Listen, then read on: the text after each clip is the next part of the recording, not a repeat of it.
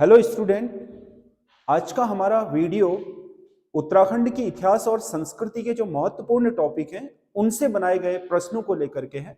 क्योंकि जो आपका यूके ट्रिपल एससी परीक्षाएं करा रहा है उसमें इतिहास और संस्कृति को बहुत डेप्थ में पूछ रहा है, तो उसके कुछ महत्वपूर्ण प्रश्न हमने इस आपके प्रश्न पत्र में लिखे हैं जिसका हम आज वीडियो बना रहे हैं। तो ये आपको कैसा लगा आप हमें कमेंट करके जरूर बताइएगा और हमारे साथ बने रहिए हमारे जो चैनल है। और पूरा वीडियो देखने के बाद हमें एक बार कमेंट करके जरूर बताइएगा कि ये क्वेश्चन आपको कैसे लगे हैं। तो पहला क्वेश्चन है, मलारी नामक ग्राम से प्राप्त समाधानों की निम्न में से कौन सी विशेषता सही है।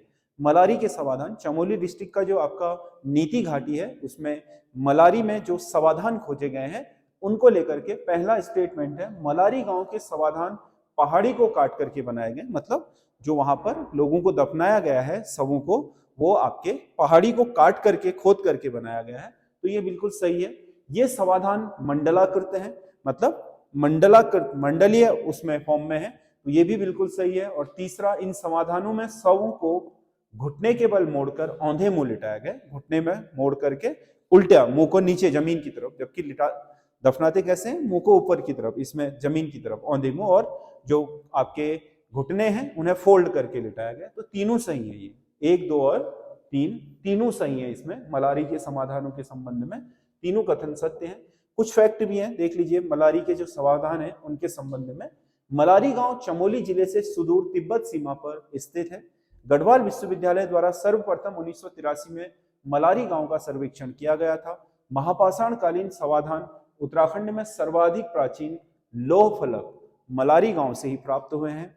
नीति घाटी के मलारी गांव से शिव प्रसाद डबराल द्वारा 1956 ईस्वी में मंडलाकार समाधानों की खोज करी, जिन्हें राहुल सियाइन ने खस जाति के समाधान बताया था। यहां से 5.2 किलोग्राम सोने का एक मुखौटा, साथ साथ नरकंकाल व मिट्टी के बर्तन मिले हैं। इन मिट्टी के बर्तनों को पाकिस्तान के स्वात घाटी के शिल्प के समान बताया गया है। तो ये मलारी के समाधान के संबंध में अन्य जो महत्वपूर्ण फैक्ट है वो है। अगला क्वेश्चन है, सूची 1 को सूची 2 के साथ सुमेलित कर सही उत्तर का चयन कीजिए। ये कुछ आपके पुरातात्विक स्थल दिए हैं उत्तराखंड के, इनका आपका मिलान करना है। फलसीमा, फलसीमा अल्मोड़ा का आपका एक महत्वपूर्ण पुरातात्विक स्थल है जो आपके अपने योग मुद्रा में मानव आकृति के शैल चित्रों के लिए जाना जाता है। हुडली, हुडली आपका उत्तरकाशी में एक गुफा है जिसमें नीले रंग से चित्रकारी की गई है। बनकोट, बनकोट आपका पिथौरागढ़ जिले में, जो आपके पिथौरागढ़ जिले का गणाई गंगोली है, वहां पर एक गांधीनगर है, बनकोट उसी के नजदीक है। तो वहां पर आपके 8 ताम्र मानवीय आकृतियां मिली हैं, तांबे की 8 मानव की आकृतियां बनी हुई। और मलारी, मलारी से सोने का मुकुट मिला है जो आगे भी आ चुका है। तो इसमें ए का 1 है, बी का ए का 4, बी का 1, सी का 3, सी का 2, डी का 3, 4 1 2 3, 4 1 2 3 इसका सही आंसर होगा। 4 1 2 3, 4 1 2 3, ये आपका डी इसका सही आंसर है।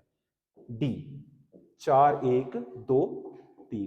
बाकी इसमें इनके संबंध में देख लो, अल्मोड़ा के फलसीमा से योग तथा नृत्य मुद्रा में मानव चित्र प्राप्त हुए हैं। वह यहाँ से कप मार्क्स भी, कप मार्क्स मतलब ओखलियां जिनमें आपके ये पाषाणिक लोग आपके अपने खाने को कूटने पीटने का काम करते होंगे, वो कप मार्क्स जो पत्थरों पर खुदी हुई ओखलियां हैं वो भी मिले।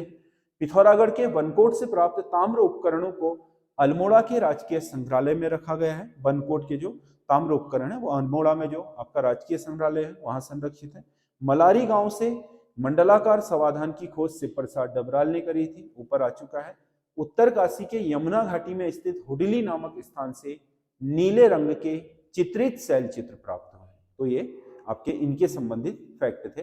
अगला, निम्नलिखित में से कौन सा कथन खस प्रजाति के बारे में सही नहीं है। खस उत्तराखंड की प्राचीन जाति है, तो इसके बारे में कौन सा सही नहीं कह रहा। खस लोग अपनी ज्येष्ठ पुत्री को मंदिरों में दान कर देते थे, ज्येष्ठ प्रथा कहा गया है ये, या देवदासी प्रथा, ये बिल्कुल सही है। नेपाल में अभी भी चलता है देवदासी प्रथा कहीं कहीं पर। स्कंद पुराण में खसों के लिए भिल्ल शब्द का प्रयोग किया जाता था। तो ये स्कंद पुराण में भिल्ल शब्द खसों के लिए नहीं आया बल्कि किरातों के लिए आया है, न कि भिल्लों के लिए। तो किरातों के लिए आया है, तो ये वाला फैक्ट गलत हो गया है। टिकवा प्रथा के तहत खसों की विधवा किसी अन्य पुरुष को अपने घर में रख सकती थी, ये भी सही है। इस प्रथा में अगर कोई विधवा हो गई तो अपनी पति की मृत्यु के बाद किसी पराये पुरुष को अपने घर में वो पति के रूप में रख सकती थी। ये 1 और 3 इसमें से सही है, 2 सही नहीं है। तो इसमें 1 और 3 सही है, यानी कि ए इसका सही आंसर है। ए 1 और 3 वाला। इस खसों से संबंधित कुछ तथ्य देख लीजिए। महाभारत के सभा पर्व के अनुसार खस लोग महाभारत के युद्ध में कौरव की ओर से लड़े थे। जैसे यहाँ के कुनिंदु ने आपका पांडवों का साथ दिया था, खसों ने कौरवों का साथ दिया था। घर जमाई प्रथा व पशु बलि प्रथा खसों में प्रचलित थी, और झटेला प्रथा खसों में व्यापक रूप से प्रचलित थी। इस प्रथा में यदि कोई स्त्री अपने पहले पति के जीवित रहते ही किसी अन्य पुरुष से शादी करती है तो उसे पहले पति से प्राप्त पुत्र को झटेला कहा जाता था। जेठू प्रथा और देवदासी प्रथा भी खसों में प्रचलित थी, जो लड़की दान देने की बात थी। उत्तराखंड में बौद्ध धर्म का सर्वाधिक प्रचार प्रसार खसों के समय हुआ था। ये खसों से संबंधित है। खसों के संबंधित इन फैक्टों को अगर ध्यान में रखोगे तो इससे संबंधित हर क्वेश्चन आपका सॉल्व हो जाएगा। निम्नलिखित कथनों पर विचार कीजिए। सरौ नृत्य गढ़वाल क्षेत्र में तलवार की ढाल पर किया जाने वाला नृत्य है, ठीक है। छोलिया नृत्य कुमाऊं का प्रमुख नृत्य है जिसे किसी भी शुभ अवसर पर किया जाता है, ये भी ठीक है। पौड़ा नृत्य जौनसारी जनजाति का प्रमुख नृत्य है। पौड़ा जौनसारी का नहीं है, भोटिया जनजाति का है। तो इसमें 2 सही है, तीसरा गलत है।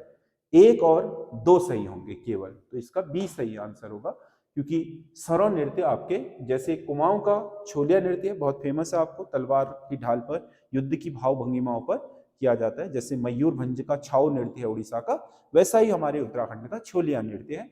तो छोलिया नृत्य जैसा ही गढ़वाल का सेम नृत्य है आपका सरौ नृत्य। तो ये इसका देखो स्पष्टीकरण है सरौ नृत्य का। देखो शादी ब्याह के अवसरों पर ही किया जाता है ये भी। छोलिया नृत्य युद्ध शैली में किया जाने वाला नृत्य है जो मुख्य रूप से कुमाऊं क्षेत्र में प्रचलित है। और तीसरा फैक्ट देखो, भोटिया जनजाति में मांगलिक अवसर पर युद्ध शैली में किया जाने वाला प्रमुख नृत्य पौड़ा है। पौड़ा में लेकिन होता तो ऐसी है, भाग भंगिमाएं वही होती हैं, पर इसमें हाथों में तलवार ढाल की जगह रुमाल लेकर के किया जाता है। ये इतना अंतर है। तो ये तीसरा फैक्ट ये है। ये 3 फैक्ट हैं इससे जुड़े हुए। अगला क्वेश्चन है, संविधान के किस अनुच्छेद में उत्तराखंड राज्य के लिए उच्च न्यायालय का प्रावधान किया गया है? संविधान के किस अनुच्छेद में? भारतीय संविधान के अनुच्छेद 214 में आपका राज्य के लिए एक उच्च न्यायालय होगा, ऐसी व्यवस्था है। आपको पता है नैनीताल हाईकोर्ट उत्तराखंड राज्य गठन के बाद तुरंत ही आपके ये जो आपका अनुच्छेद 214 है इसके तहत गठित कर दिया गया था। बाकी जो आपकी पिछली परीक्षा में प्रश्न आया था कि न्यायालय में, उच्च न्यायालय में न्यायाधीशों की नियुक्ति किस अनुच्छेद के तहत होती है, जो रद्द हो गया पेपर उसमें, तो ये 217 के तहत उच्च न्यायालय में न्यायाधीशों की नियुक्ति होती है। राज्यपाल व उच्चतम न्यायालय के मुख्य न्यायाधीश के परामर्श पर राष्ट्रपति द्वारा इनकी नियुक्ति की जाती है। बाकी अनुच्छेद 226 के तहत उच्च न्यायालय रिट जारी करता है, जो 5 प्रकार की रिट है। सुप्रीम कोर्ट अनुच्छेद 32 में कर सकता है, जिन्हें हमारी स्वतंत्रता की प्राचीर कहा जाता है, या हमारे जो आपके मौलिक अधिकारों की संरक्षक है, ठीक है, उस रिट को जारी करने की हाईकोर्ट की पावर 226 में होती है, जो सुप्रीम कोर्ट को 32 में है। राज्य गठन के समय उच्च न्यायालय में न्यायाधीशों की संख्या 7 थी जिस समय गठन हुआ था, जिसे 2003 में बढ़ाकर 9 कर दिया गया। तो अभी 9 है हमारे हाईकोर्ट में जो न्यायाधीशों की क्या है, सीटें हैं। बाकी उसमें पूरी सीटें फुल होती हैं या नहीं किसी समय में, वो डिपेंड करता है न्यायाधीशों की संख्या। इतनी सीटें न्यायाधीशों की हैं। उत्तराखंड उच्च न्यायालय के पहले मुख्य न्यायाधीश अशोक अभयंकर देसाई बने थे, और जो वर्तमान है वो गुहानाथ नरेंद्र हैं करंट के। ये हाईकोर्ट से संबंधित कुछ महत्वपूर्ण फैक्ट हैं जो एग्जामों में पूछे जाते हैं। अगला कथन ए, 1857 की क्रांति का उत्तराखंड में कोई व्यापक प्रभाव नहीं दिखाई दिया, मतलब ये जन आंदोलन बन करके नहीं उभरा था। दूसरा, गोरखों की अपेक्षा अंग्रेजी शासन सुधारवादी था। ये दोनों ही फैक्ट सही है। और क्योंकि अंग्रेजों का शासन गोरखों की गोरखियाली यानी कि अत्याचार पूर्ण शासन की अपेक्षा बहुत क्या था, आपका ठीक था उनकी अपेक्षा, गोरखों की, इसीलिए यहाँ के लोगों ने बहुत अंग्रेजों के प्रति आपके विद्रोह में दिलचस्पी नहीं ली। तो इसका स्पष्टीकरण भी हो गया, ए और आर दोनों सही हैं और आर ए का सही स्पष्टीकरण भी है। अगला क्वेश्चन है, उत्तराखंड अल्पसंख्यक आयोग का गठन कब किया गया था? उत्तराखंड अल्पसंख्यक आयोग का गठन आपका 2003 में किया गया। उत्तराखंड अल्पसंख्यक आयोग जो है वो आपके उत्तराखंड के जितने भी आपके क्या है अल्पसंख्यक हैं, क्योंकि हमारे राज्य में या हमारे देश के संविधान में अल्पसंख्यक की कोई वैसे परिभाषा नहीं है। हमारे देश में जो भी व्यक्ति आपके धार्मिक रूप से हमारी आबादी में 50% से कम का प्रतिनिधित्व रखता है वो अपने आप ही अल्पसंख्यक हो जाता है। तो इसका मतलब हमारे देश में हिंदुओं के अलावा सारे धार्मिक समुदाय क्या हैं, अल्पसंख्यक हैं, चाहे वो सिख हो, जैन हो, बौद्धिस्ट हो, मुस्लिम हो, ईसाई हो, पारसिक हो, सब। उत्तराखंड में भी आपका राज्य अल्पसंख्यक का आयोग का गठन उत्तराखंड के राज्यपाल द्वारा आपके अनुच्छेद 200 के तहत किया जाता है और इसके लिए विधेयक जून 2002 में लाया गया था और 27 मई 2003 को यह अल्पसंख्यक आयोग गठित कर दिया गया। इस आयोग ने 29 सितंबर 2003 से अपना कार्य शुरू भी कर दिया, तो 2003 इसके गठन की तिथि होगी। बाकी आपका जो इसके विधेयक लाने की तिथि है वो अलग है। निम्नलिखित में से कौन सा कथन सत्य है? पौड़ी स्थित गंग वाडस्यु गांव में सिद्धपीठ श्री देवलेश्वर मंदिर में बैकुंठ चतुर्दशी मेले का आयोजन होता है। यहाँ पर लगता है बैकुंठ चतुर्दशी मेला पौड़ी में। अगला, मेले की शुरुआत डांग गांव से आने वाले शिव ध्वजा की यात्रा के साथ होती है, यह भी सही है। और तीसरा, इस मेले में महाभारत पर आधारित प्रसिद्ध नाटक चक्रव्यूह का मंचन किया जाता है, यह भी सही है। तो ये तीनों ही सही हैं इसके बैकुंठ चतुर्दशी मेले के लिए। अगला क्वेश्चन, क्योंकि बैकुंठ चतुर्दशी मेला या जागरण आपका कमलेश्वर मंदिर पौड़ी में भी होता है, तो कंफ्यूजन ना हो, वो परंपरागत मेला वहां पर भी है, ये आपका इसलिए देख लो। निम्नलिखित में से किस मंदिर में बैकुंठ चतुर्दशी पर्व पर खड़ा दिया अनुष्ठान का आयोजन किया जाता है? खड़ दिया का मतलब क्या होता है? रात भर अखंड दिया हाथ में आपके दिया लेकर के रात्रि जागरण करना, अखंड मतलब बुझने ना देना, मतलब रात से लेकर के सुबह तक, मतलब लगातार दिए को हाथ में लेकर के आपका प्रज्वलित करे रखना, अखंड दिया या पहाड़ी में खड़ दिया बोलते हैं। इसका आयोजन आपका बैकुंठ चतुर्दशी में, आपके बैकुंठ चतुर्दशी जो हाल ही में आपकी चतुर्दशी हुई थी पूर्णिमा से पहले, तो उसे बैकुंठ चतुर्दशी कहा जाता है। इसका आयोजन होता है कमलेश्वर महादेव मंदिर पौड़ी, श्रीनगर का जो कमलेश्वर मंदिर है उसमें यह आयोजित होता है, जिसे हम संतान प्राप्ति के लिए आयोजित संतान प्राप्ति करने वाला या पुत्रदाता मंदिर के रूप में जानते हैं। इस मंदिर को संतान प्राप्ति की कामना की जाती है। राज्य का यह मंदिर संतान प्राप्ति के लिए जाना जाता है, इसलिए पुत्रदाता कहते हैं। यहाँ पर बैकुंठ चतुर्दशी के दिन निसंतान दंपत्ति द्वारा रात भर हाथ में दिए जलाकर शिव की पूजा की जाती है। स्कंद पुराण के अनुसार यह हिमालय के 5 महेश्वर पीठों में से एक है। ये फैक्ट है इसको लेकर के। कमलेश्वर बाकी जो आपको पता है राम की शक्ति पूजा है, जिसमें राम ने शक्ति की पूजा 1000 कमल के फूलों से की थी। देख 1000वां फूल को लेकर के कंफ्यूजन हो गया 999 के बाद, फूल खत्म हो गए, उन्हें लगा कि 999 ही है, तो उन्होंने अपने बाण से आपके आंख निकाल करके कमल के रूप में शिव को समर्पित कर दी, शिव और शक्ति को। इसीलिए शिव ने यहाँ आकर के राम को स्वयं दर्शन दिए, तो इसीलिए ये कमल की पूजा करने के कारण, कमल से पूजा करने के कारण कमलेश्वर मंदिर कहलाया, ऐसी कहावत है इसके मामले में। हाल ही में केंद्र सरकार द्वारा राज्य की किस क्षेत्र के सतत पर्यटन को बढ़ावा देने के लिए एशियाई विकास बैंक के साथ समझौता किया है? एशियाई विकास बैंक के साथ केंद्र सरकार द्वारा हमारे उत्तराखंड के टिहरी झील के सतत विकास के लिए एक समझौता हुआ है एडीबी के साथ, जिसके तहत एडीबी 126 मिलियन डॉलर का आपका समझौता हुआ है, जिसमें इस क्षेत्र का संपूर्ण पर्यटन विकास किया जाएगा। अगला, जोजोड़ा क्या है? जोजोड़ा एक प्रकार का विवाह परंपरा है जो जौनसारी जनजाति में प्रचलित है। विवाह परंपरा देखो, जोजोड़ा के संबंध में एक क्या दिया है, फैक्ट दिया है। जौनसारी जनजाति में देहरादून जिले के जौनसार भावर क्षेत्र में प्रचलित यह एक विवाह प्रथा है। इस परंपरा में दुल्हन की बारात दूल्हे के घर जाती है। सामान्य शादी ब्याह में क्या होता है, दूल्हा बारात लेकर के दुल्हन लेने के लिए जाता है, लेकिन इसमें उल्टा होता है, दुल्हन दूल्हे के घर जाती है और वहीं पर शादी की सारी रस्में निभाई जाती है। यह परंपरा लगभग 50 साल पहले खत्म हो चुकी थी, लेकिन हाल ही में बंगाण क्षेत्र उत्तरकाशी में यह परंपरा आपको देखने को मिली है। तो ये आपका ये जोजाड़ जो आपका जोजोड़ संबंधी परंपरा है उससे संबंधित फैक्ट है। जौनसारी जनजाति में जन्मोत्सव पर कौन सा नृत्य किया जाता है? तो इसमें जो आपका जौनसारी जनजाति में किसी बच्चे का जन्म होता है तो उस पर बुढ़ियात नृत्य होता है, तो इसका ए सही है। बाकी फैक्ट देख लो। हारुल नृत्य की विषय वस्तु पांडवों के जीवन पर आधारित है। ये जौनसारी जनजाति में किया जाने वाला एक परंपरागत आपका फोक नृत्य मतलब उस स्थानीय नृत्य है। लंगवीर नृत्य को नट नृत्य के नाम से जाना जाता है। ये आपका पुरुषों का नृत्य है जिसमें आपके बैलेंस पर आधारित होता है, ये डंडे पर चढ़ करके उसमें नृत्य किया जाता है। मछमौड़ सामूहिक रूप से मछलियां पकड़ने वाला मेला है जौनसार बाबर का, जो आपके विभिन्न जो नदियां हैं आपकी यमुना की सहायक, उनमें क्षेत्रीय लोग आयोजित करते हैं मछमौड़ नाम से।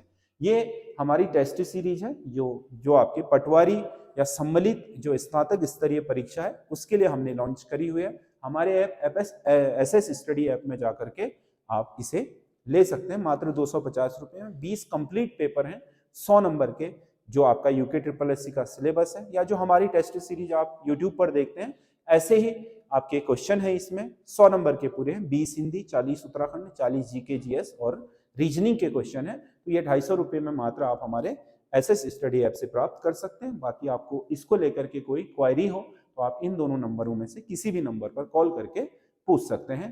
तो टेस्ट सीरीज आपके लिए काफी महत्वपूर्ण हो सकती है जो दोबारा से इसका एग्जाम होता है उसके लिए। हाल ही में राज्य में पहली बार एशियन कैडेट फेसिंग कप का आयोजन कहाँ किया गया? फेसिंग कप मतलब तलवारबाजी से संबंधित प्रतियोगिता है। तो एशियन कैडेट फेसिंग कप का आयोजन हमारा राजीव गांधी जो आपका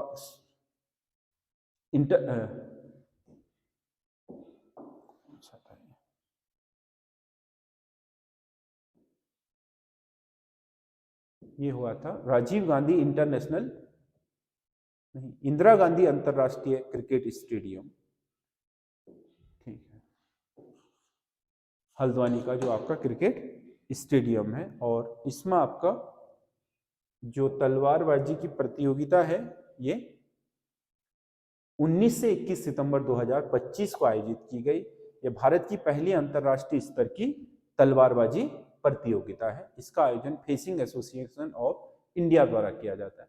निम्नलिखित कथनों में से असत्य कथन का चयन कीजिए।